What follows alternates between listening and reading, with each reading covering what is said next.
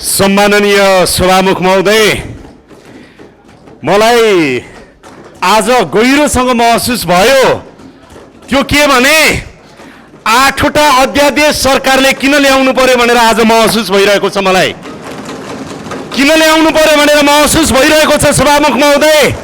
संसद यसै गरी चलेर विगत 10 वर्षदेखि हामीले 72 सालमा बनेको संविधानपछि जति ऐन र कानुनहरू संसदले बनाउनु पर्थ्यो त्यो कानुन किन बन्न सकेन भनेर यो तमासाले देखाइरहेको छ। त्यसकारणले संसदीय तमासा जुन रूपमा हामीले देखाइरहेका छौं सधैँ सकारात्मक मात्रै हुँदैन।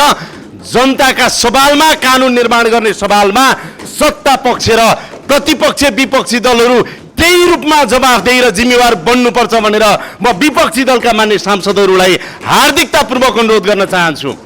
आज यहाँहरूलाई म स्मरण गराउन चाहन्छु, आधा शताब्दी भएछ पर्यटन सम्बन्धी ऐन नबनेको। 48 वर्ष भएछ।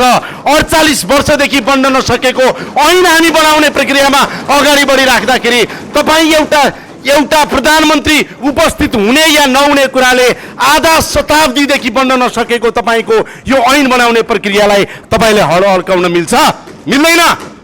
मिल्दैन। सम्माननीय सभामुख महोदय, त्यसैले म यहाँहरूलाई आग्रह गर्न चाहन्छु, संसद विपक्षीहरूले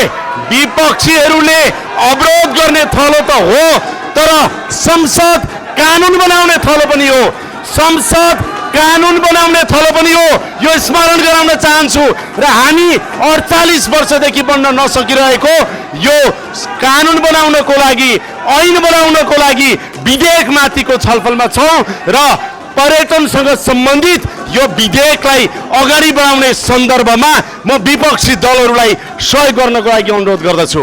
सम्माननीय सभामुख महोदय, म भन्न चाहन्छु, खास गरेर यो विधेयक अगाडि बढिराख्दाखेरि पर्यटनका प्रकार, गन्तव्य, त्यस्तै गरेर पर्वतारोहणका कुरा र त्यस्तै गरेर यहाँहरूलाई म आग्रह गर्न चाहन्छु, क्यासिनो सम्बन्धी कयौं कुराहरू छन्, यसलाई संसदमा मात्रै नभएर गम्भीर रूपमा समिति र उपसमिति मार्फत लगेर गहिरो अध्ययन गरियोस् भन्ने पनि म अनुरोध गर्न चाहन्छु।